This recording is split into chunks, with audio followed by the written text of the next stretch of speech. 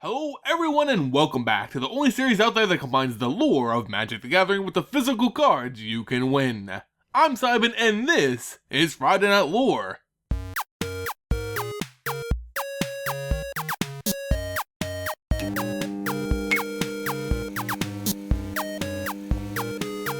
So for this week's FNL, let's look at the latest story for Shadows Over Innistrad as highlighted in the article titled The Drownyard Temple. So if you haven't already, go over to the official Wizard site and read this thing. It's a trip and awesomely well written, but it's also one of the longer articles to come out recently.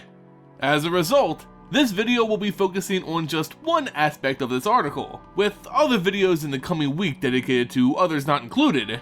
The Drownyard Temple gives us a lot of new information on a wide array of SOI topics, way too many to be featured in a single video. So be on the lookout for more in the days to come. Regardless, we have some huge story developments to discuss in this FNL, as Jace makes his way to the Drownyard Temple. After leaving the destroyed Markov Manor, the journal from another world in hand, Jace thinks about his next move. He knows Sorin's fate is somehow tied to the Angels of Innistrad, more specifically, the recently maddened Archangel Avacyn. Whether this was Sorin's own doing or someone else out to get the ancient vampire planeswalker, finding the source of the Angel's corruption could point Jace to Sorin's whereabouts. Of course, going off and facing a powerful construct gone mad isn't what Jace would describe as a hot lead. Rather, he decides to trace the Cryptoliths which have popped up across Innistrad. These tall, twisted points of earth and metal seem to bend the natural flow of Innistrad's mana, guiding it from one Cryptolith to another. Surely, following these would lead him to some sort of answer. As he travels, Jace reads more of the entries found within this strange tome, a book belonging to a planeswalker not native to Innistrad. This mysterious being from the plane of Kamigawa obviously came to Innistrad to study the plane's moon, investigating the power it had over the creatures of this world. The entries read to this effect, but what they slowly uncovered seemed more and more bizarre to Jace.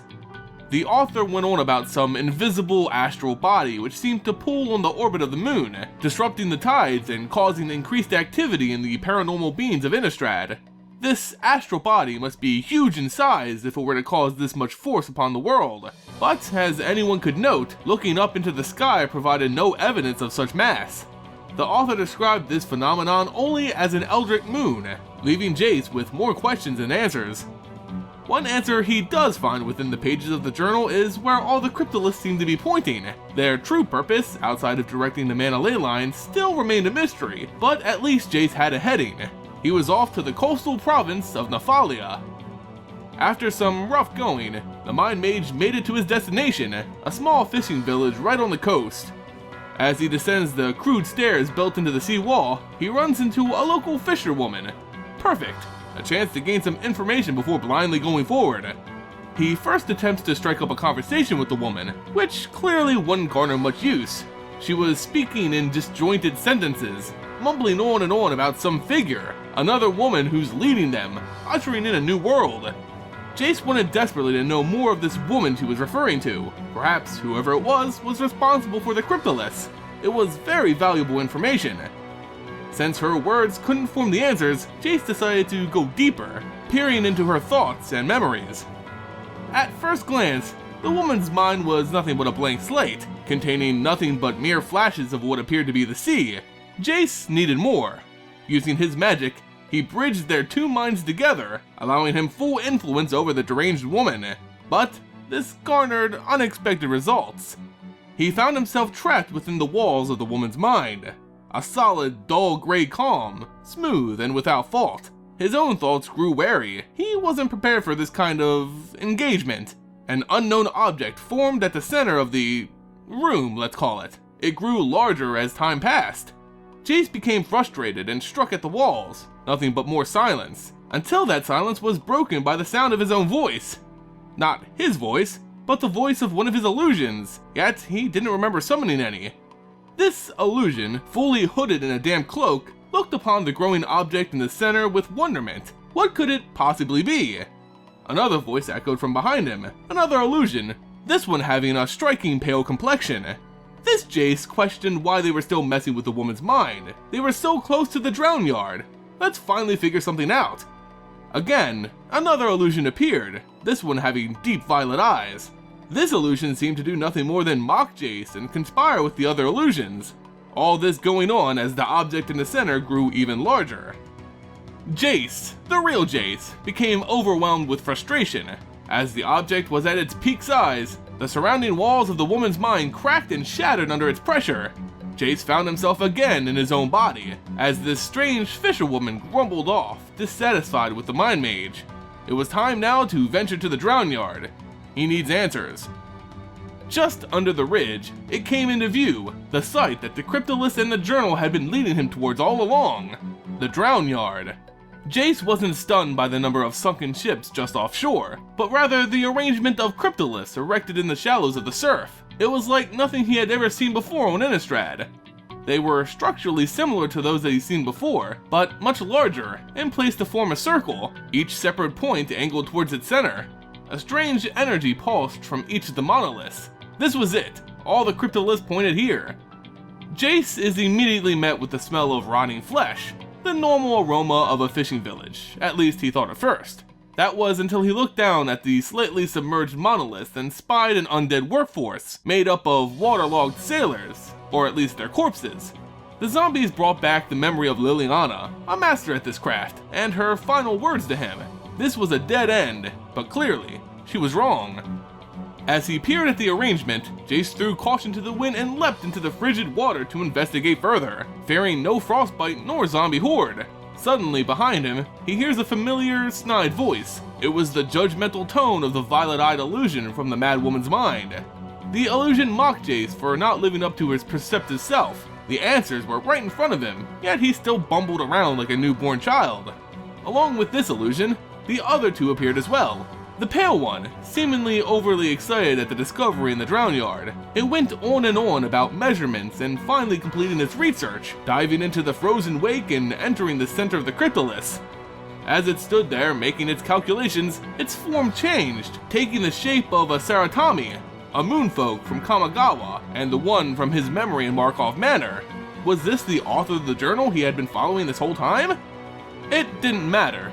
The disruption the illusions caused were stirring the zombies nearby, but the hooded illusion was concerned by something else. Looking up towards the sky, he proclaimed that they were here. Just then, the real Jace felt something fall onto his head. Holding out his hand, he caught the next one, a feather. Glancing up, Jace saw it. Angels, a great number of them, swarming just above the Cryptoliths arrangement. The violet-eyed illusion then took another familiar form, Liliana Vess. The angels were such useless creatures, bird wings with bird brains. It even sounded like Liliana now. Jace thought back to his conversation with the real Liliana, her disdain for the angels, her warning. It wasn't to protect him, but rather to end his search. The Liliana illusion noted that he didn't need her to verify what he already knew. The angels, the Cryptoliths, the zombies, they were all Liliana's doing. She had always hated the angels, and this was her grand scheme, to finally end them on Innistrad. As he left the water, a strange calm overtook him. Angels, zombies, dead end. Images of what had just occurred played over and over in his mind. Jace knew what he had to do now, confront Liliana Vess. And that, guys, is the main, point from this week's SOI article. Jace is under the full suspicion that Liliana Vess is somehow involved with the Cryptoliths and the corruption of the angels on Innistrad. Like I said, the story was really trippy and had a lot of symbolism and metaphors, so if you read through it, be aware that not everything is as it seems. Right now, we know that the angels, the Cryptoliths, and a mysterious woman were all connected in some way, and Jace believes the culprit is Liliana. What do you think though? Do you believe this is all the doing of Liliana Vess? Let me know in the comments below. As with all my Friday Night Lore videos, it's time to unveil the giveaway card of the week. With SOI's official release, I can finally start giving out cards from the new set. This week's card will be the new Jace Planeswalker, Jace, Unraveler of Secrets. To enter for your chance to win this card, all you have to do is be a subscriber to the channel and leave a comment on this video. At the end of my next FNL, I'll announce the winner, so stay tuned to see if you've won.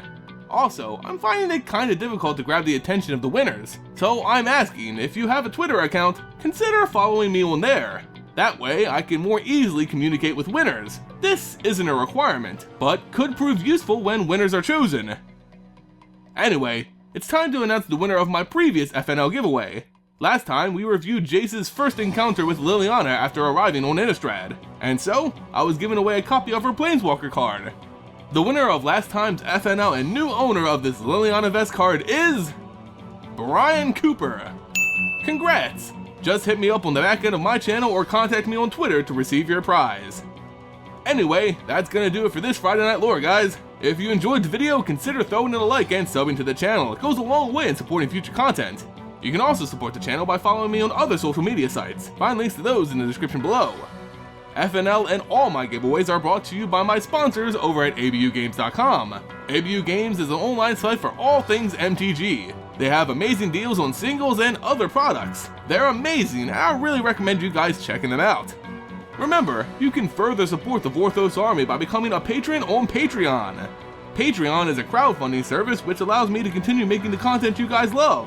Becoming a patron also enters you into monthly contests to win cards, fat packs, and even entire booster boxes. If you love the channel and huge prizes, consider checking out my Patreon page linked in the description. In any case guys, thank you all so much for watching and I'll see you next time.